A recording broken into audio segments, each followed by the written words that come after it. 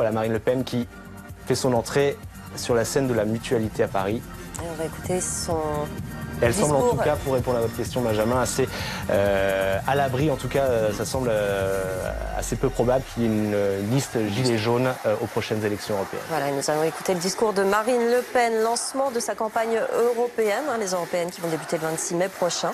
Ça se passe à la Maison de la Mutualité en direct. Mesdames et messieurs,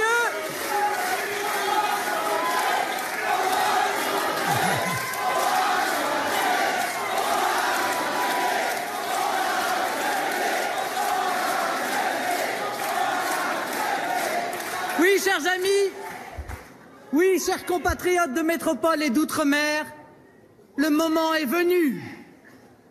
Le moment de la grande clarification, du grand basculement politique que nous attendons est venu.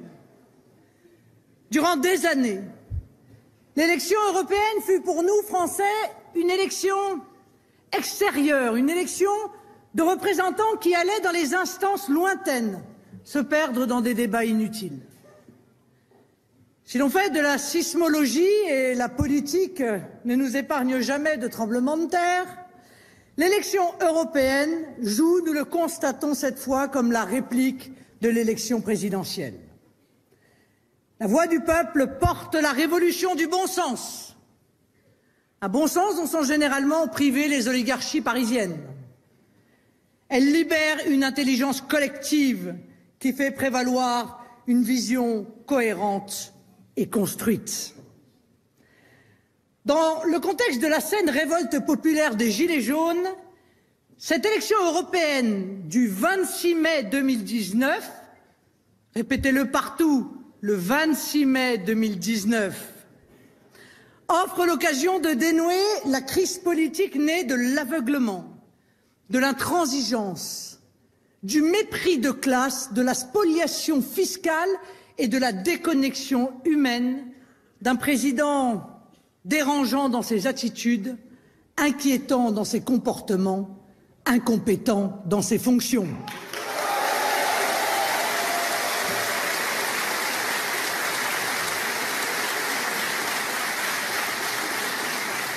Vous l'avez bien compris, le processus quasi révolutionnaire qui s'est engagé ne peut trouver d'issue dans l'emballement émotionnel du pouvoir.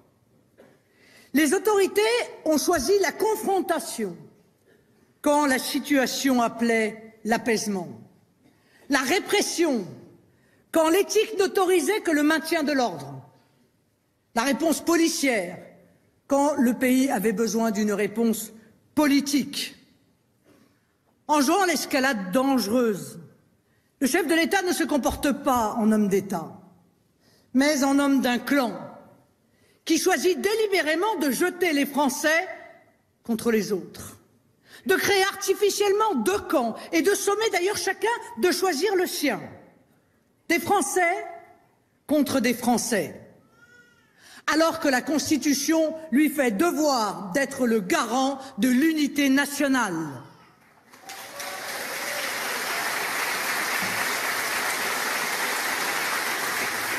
Le premier responsable de la situation, c'est lui.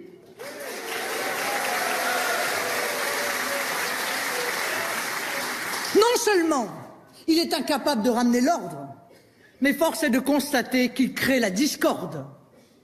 Aujourd'hui, Emmanuel Macron n'incarne rien d'autre que la confusion, le tâtonnement, le désordre et peut-être, s'il persiste à ne rien comprendre demain, le chaos. Après 18 mois de pouvoir, on vit une sorte de fin de règne. Le locataire barricadé à l'Élysée n'a-t-il pas compris que la détermination qu'il trouve en face de lui est celle de la souffrance et du désespoir de centaines de milliers de gens qui pensent n'avoir plus rien à perdre parce qu'on leur a tout pris jusqu'à leur dignité? On ne gouverne pas en méprisant le peuple, en dédaignant ses difficultés et en ignorant son âme. Il n'y a pas deux France, mais une France face à une oligarchie. On ne lutte pas contre la désespérance sociale à coups de matraques et de gaz lacrymogènes.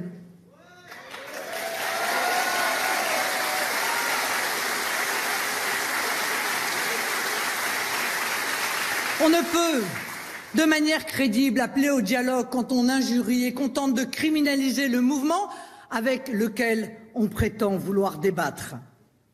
Dans les salons dorés où se sont installés les petits marquis qui nous gouvernent, on a perdu de vue qu'on pouvait aller vers l'abîme sur un chemin de rose, pour reprendre l'expression d'un aristocrate commentant la Révolution française.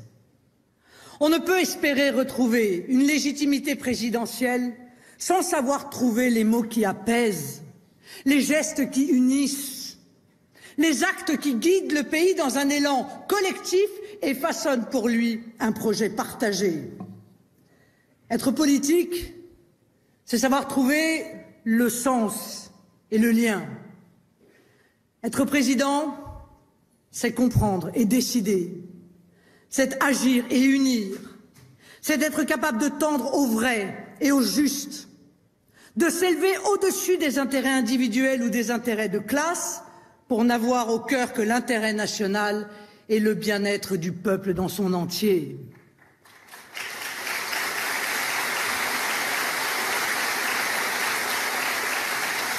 La marche d'un pays ne peut se faire en laissant des millions de gens sur le bord de la route. Pas plus que le pouvoir ne peut être personnel, une politique ne peut être au service exclusif d'une caste, d'un petit nombre, eussent-ils une haute opinion d'eux-mêmes. Oublier que la solution est politique, c'est prendre le risque d'entraîner le pays au mieux vers un ressentiment insurmontable qui concourra au délitement du lien national, au pire vers une aventure où même le pire deviendra possible. À ce stade de rupture avec le peuple, si Emmanuel Macron n'a pas la sagesse de changer de politique, s'il n'a pas la sagesse de se tourner à nouveau vers le peuple par une dissolution pour en appeler au jugement démocratique, alors l'arbitrage démocratique devra venir des élections européennes du 26 mai 2019.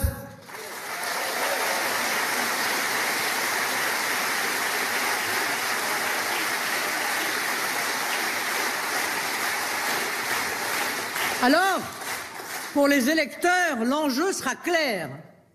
Il s'agira de battre Macron.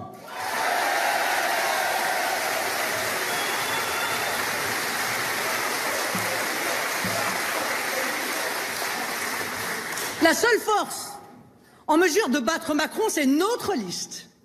Une liste qui porte bien son nom. La liste du Rassemblement national. Une liste ouverte, sur laquelle ont vocation à se retrouver tous les Français qui aspirent à un véritable changement, à une rupture totale avec cette politique antisociale et antinationale. Ce vote peut à l'évidence changer la situation politique française. Mais il est aussi important parce qu'avec la poussée des mouvements nationaux en Europe, il peut profondément modifier l'Europe. Pour la première fois, on peut espérer changer l'Europe de l'Europe. Et parce que la politique européenne s'est insinuée dans notre vie quotidienne, on peut changer la France de l'Europe.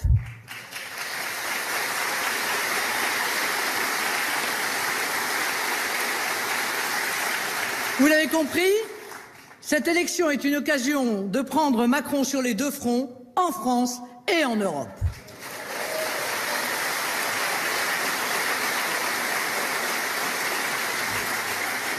Au-delà de l'aspect apparemment symbolique, mais en réalité politiquement déterminant de battre Macron, cette élection intervient pour parachever la recomposition politique que les Français ont voulu et engagée au premier tour de l'élection présidentielle. Le clivage nationaux-mondialiste s'impose définitivement avec la disparition du PS et l'implosion de LR. Même les insoumis sont traversés par ce clivage.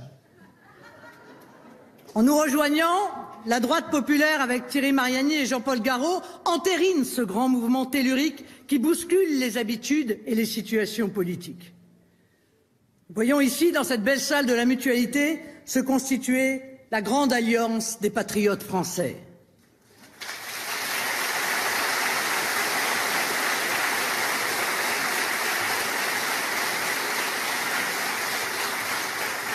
Ce nouveau clivage fondamental qui nous oppose aux mondialistes s'impose d'ailleurs partout en Europe, comme en Italie où nos amis de la Ligue éclipsent Forza Italia.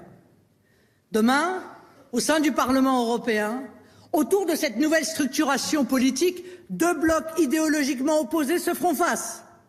Les européistes, derniers défenseurs de l'Union européenne, et nous, les patriotes, les vrais Européens, qui sommes les défenseurs de l'Europe des peuples.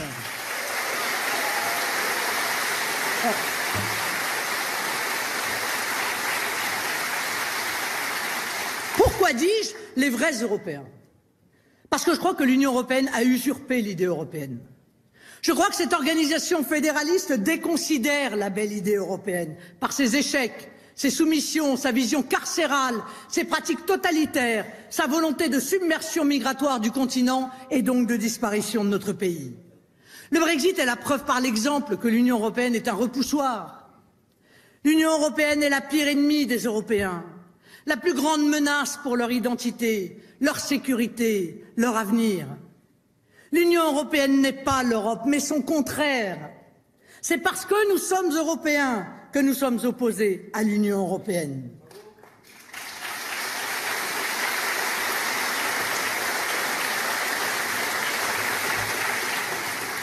Je vous le dis ici, mes amis, ce sont les nations qui sauveront l'Europe. Le moment des peuples est venu. L'Europe, notre Europe, est plurimillénaire. Elle est née à Athènes, a grandi à Rome. Elle est riche de son héritage chrétien qui lui a donné la liberté comme valeur cardinale. Elle puise son irrépressible vitalité et son incomparable génie dans la longue histoire des peuples qu'il incarne, dans les cultures qui lui donnent ses couleurs, dans les langues qui chantent sa féconde diversité. Et comme l'écrit Hervé Juvin, le moment politique est venu. Le moment du grand basculement, le moment où nous allons mettre en œuvre un processus que les pères de l'Union européenne n'avaient pas même imaginé, l'alternance. Le pouvoir des commissaires anonymes et gris de Bruxelles ne peut relever du droit divin. L'alternance démocratique. Quoi de plus naturel en démocratie? Quoi de plus légitime après des décennies d'un pouvoir sans partage, sans écoute, sans même un compromis?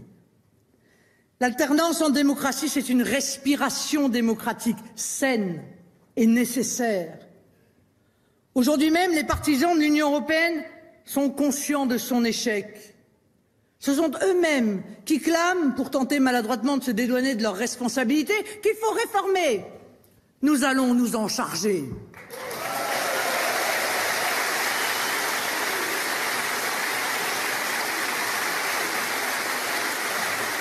C'est au peuple.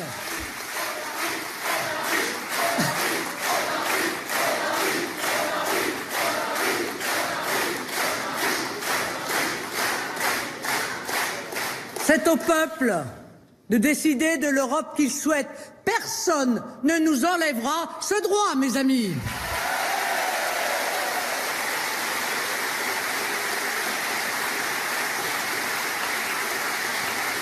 C'est ce que nous proposons en passant tranquillement de l'Union européenne à l'Alliance européenne des nations, selon un calendrier séquencé qui verra la reconquête de la souveraineté de nos frontières, de notre souveraineté législative, budgétaire et pour finir monétaire. Tout cela se fera dans la négociation, dans le respect des conditions juridiques, techniques, institutionnelles et diplomatiques.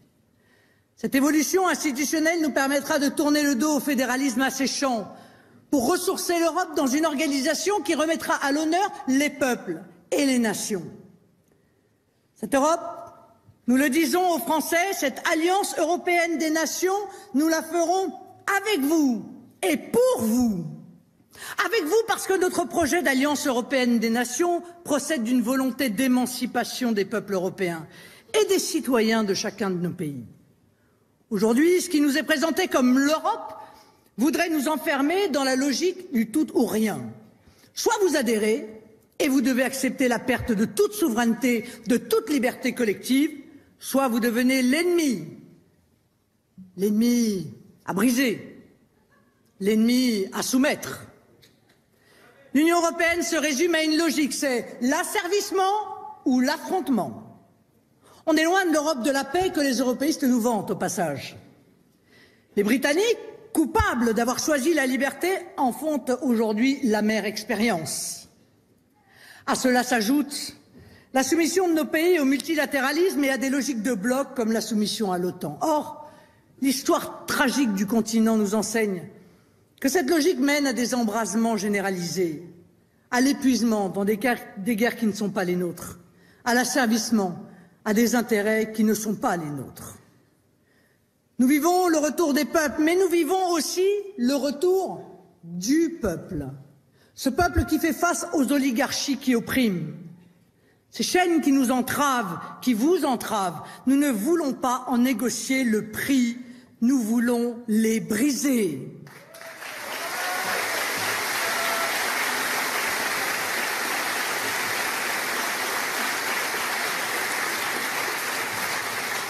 Sur ce continent qui a inventé la liberté, qui l'a propagée dans le monde, comment imaginer que ce principe de vie n'inspire pas l'organisation de nos institutions européennes?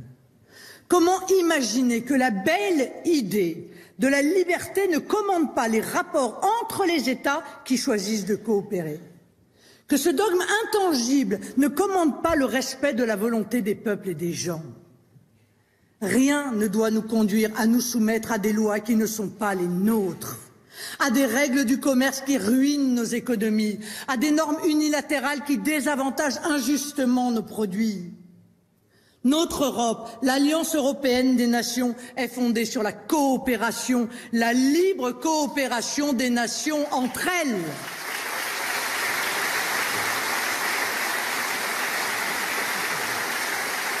La liberté est révolutionnaire, mes amis. La liberté est révolutionnaire. Cette émancipation que nous vous proposons concerne tant les peuples que les citoyens. Et en ce moment national, la France est riche de sa passion des peuples. Malheur à ceux qui ignorent le poids des votes, la valeur des référendums, la légitimité des particularismes ou piétinent nos valeurs de civilisation, comme cette décision récente de la CEDH qui reconnaît la possibilité d'appliquer la charia en Europe.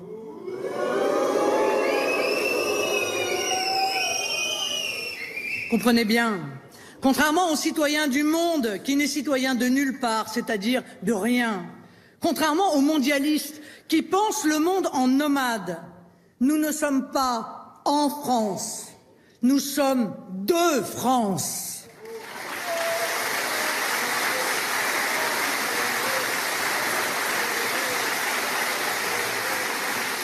C'est à nous de décider qui rentre chez nous, qui y reste et, si nécessaire, qui est invité à repartir.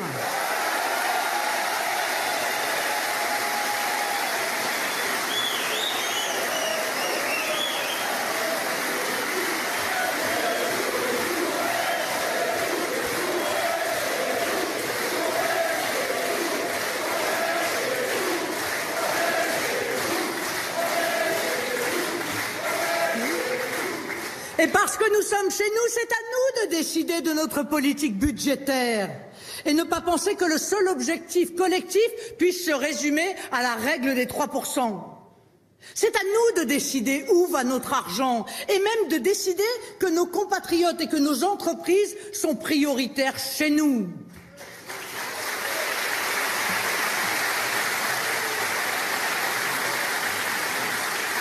C'est à nous de décider de notre modèle social et des logiques de solidarité nationale qui nous semblent justes. Nous rendrons aux Français et aux 500 millions d'Européens leur liberté politique, la possibilité de décider pour eux-mêmes. Nous mettrons fin à l'ingérence.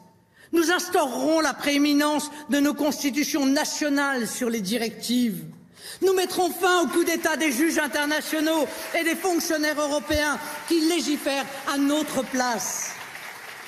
Très légitimement, les États doivent conserver l'initiative des textes européens qui ne doivent en aucune manière émaner de structures inconnues, sans légitimité, dépourvues de tout sens de l'intérêt national. Protégerons les Européens de l'extraterritorialité du droit qui voit par exemple les Américains nous imposer leurs lois, leurs règles leurs sanctions, notamment en matière commerciale. Au sein des instances européennes, la Commission européenne doit être un simple secrétariat technique du Conseil des chefs d'État et de gouvernement. Rien de plus. Pour la France, le principe est simple. C'est aux Français de décider.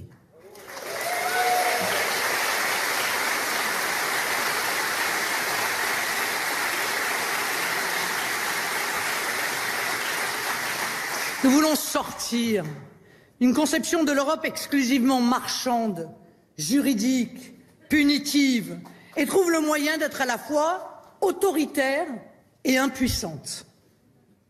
Nous voulons sortir de l'idéologie mondialiste qui prépare une société où domine le je avant le nous, l'individualisme avant l'altruisme, la cupidité avant la solidarité.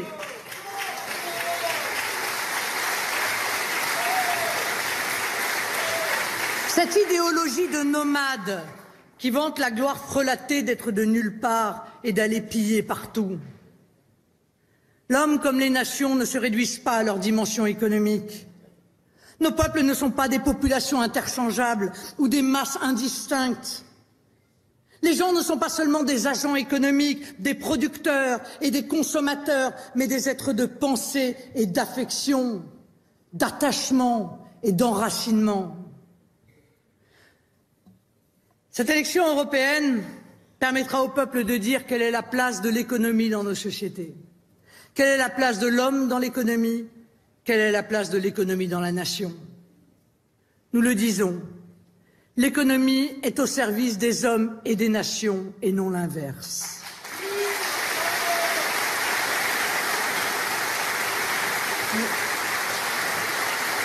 C'est tout le sens de notre engagement. Le bien-être des hommes, la prospérité de la nation.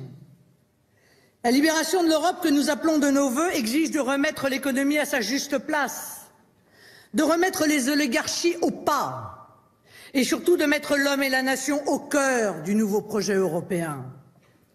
En libérant l'Europe, nous libérerons les forces de la France. Cette triste Union européenne est conçue comme un terrain vague économique où règne la loi de la jungle d'un libre-échangisme insensé, la concurrence déloyale généralisée, la tyrannie des grands groupes, la toute-puissance des financiers, le dumping social, l'évasion fiscale. Il ne peut en sortir que le chaos. Au-delà de leur liberté politique, nous voulons rendre aux Français leurs libertés économiques et à tous le fruit, le juste fruit de leur travail.